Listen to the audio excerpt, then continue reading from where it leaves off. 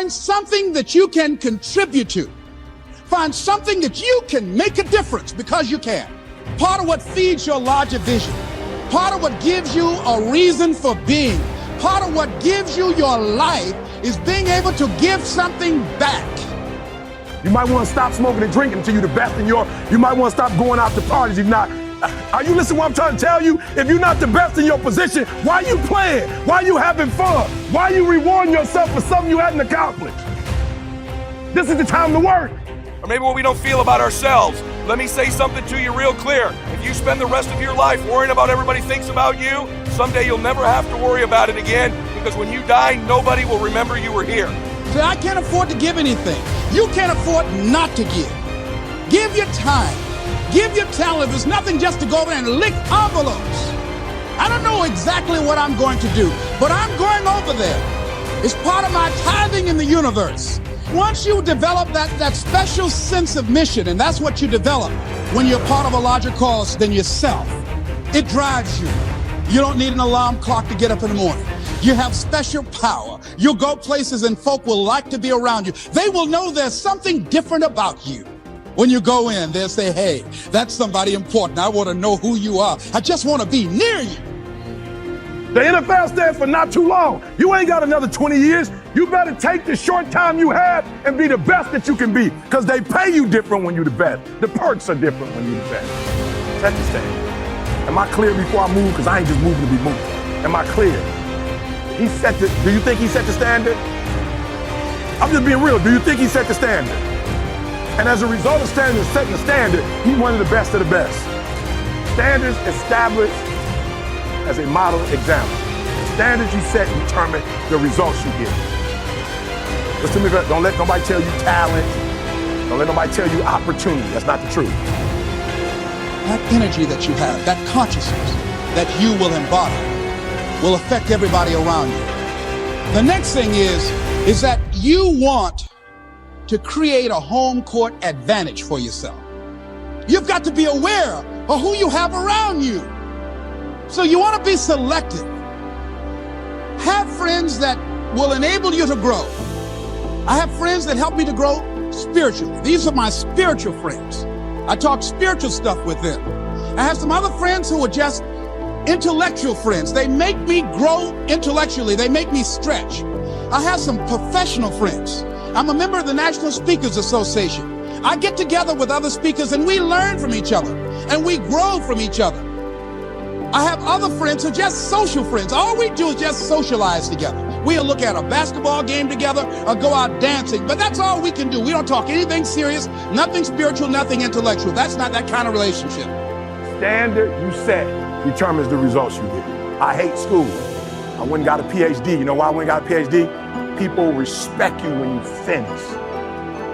They look at you different. I'm not smarter than nobody because I got a PhD. I'm not a better human than nobody because I got a PhD. But when somebody say you got a PhD, you know what that means? Man, he started something, he finished. And they know how rigorous it is. Like, yo, you went through that and you failed. I'm still ET. I don't even go by doc unless I'm in an educational setting. I do, because it's a pecking order. You know what I'm saying? So they open different doors when you're at a major university and you have a doctorate degree. I set a standard, y'all. The standard you set determines the results you get. Now, my next goal is the New York Best Time Seller, so I can charge $200,000. Because that's something that most people can't accomplish, so we're about to go after that goal. Does that make sense? Then I'm going after the Nobel Prize. Why? Because just like you with the Lombardi trophy, I've got a trophy too. My trophy is the Nobel Prize. I want to be able to stand next to Mother Teresa. I want to be able to stand next to Martin Luther King. I want to be able to stand next to Gandhi. I want to be able to stand next to Desmond Tutu. Are you hearing me? Nelson Mandela, Eric Thomas.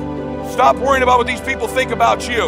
Live your dream. Worry about the people you love. And by the way, I know some of the very people you're doing it for are the ones not supporting you. They're the ones telling you to quit. They're the ones giving you heck. Just do it anyway.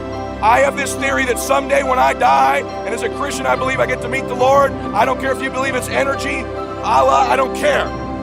But I have this belief that when I die, He'll say, well done, good and faithful servant. But here's what I think happens. I think He introduces me to the man I was born to be, the destiny version of me. I think you get introduced to that woman someday. This is who I made you to be. This is who you could have been, man. These are the experiences, the people you could have helped, the contribution, the moments, the memory, the magic.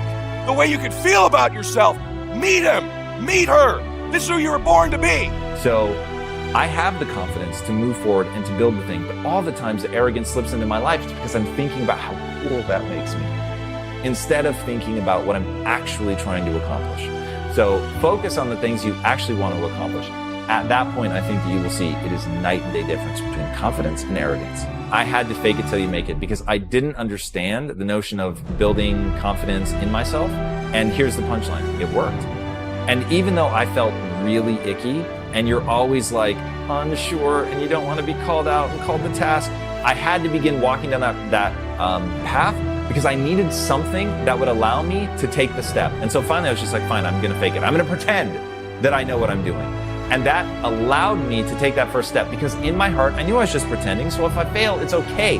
But at least in pretending, I was willing to move forward. And I've heard people talking about this with doing public speaking. In fact, I'll give you an example. Our girl, Beyonce, the Queen Bey, has a alternate ego named Sasha Fierce. And I remember thinking this was really cool. To me, heaven, I don't know what it looks like. I don't know if it's energy or a place you go, but heaven to me is when I meet that man, we're identical twins. I did it all. And he goes, man, I've been watching you. And I go, brother, I've been chasing you all my life.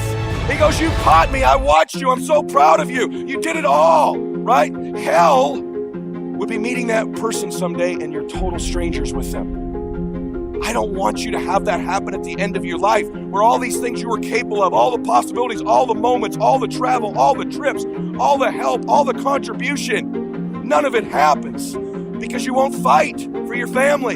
You won't get obsessed for what you want. You won't transfer energy to people. You won't stop negotiating the price. You won't program your reticular activating system. You won't work on your identity. All that's on the line is your dadgum life. That's all, just your life.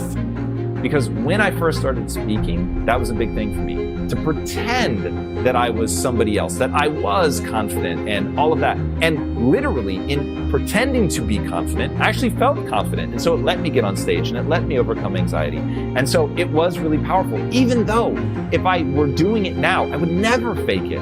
All I would do is adopt the identity of the learner, and I would go and I would sit at people's feet and I would learn and drink of their knowledge because I've earned so much credibility with myself that I'm willing to learn, that I'll put my ego aside. I won't even think about myself and I'll just learn. And that is so much more powerful than fake it till you make it. Put in the work, figure it out, and just know it doesn't matter if you're cool. It doesn't matter if you get up on stage and fumble your way through it. Over time, you can get better. And because you can get better, over time, you will show through performance that you've gotten great. And it won't matter that you sucked in the beginning. That's just the truth. That's all we're talking about here is just you, your precious soul, who's enough, who's got greatness in them, who can do whatever he or she ever dreamed of. If they'll just start believing it, if they'll start taking massive action, you were born to do something great with your life. You were born to do something magic in small ways, in big ways, in quiet ways. Maybe it's not going to be millions of dollars. Maybe it's going to be one person you inspire with your story, what you overcome. One kind word, one message, one moment with one person can change the world. And I know you're capable of it. And whoever made you feel special, and if there was nobody like that in your life, I apply for the position.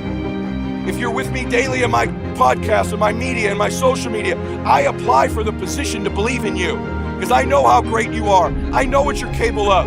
I know this, your dream's gonna be tattered all the time. Sometimes you just gotta hold it together with hope. Sometimes you gotta hold it together with a little Velcro, right? I don't know what you gotta hold it together with, but here's what I know about you last. Listen to me. You were born to do something special with your life.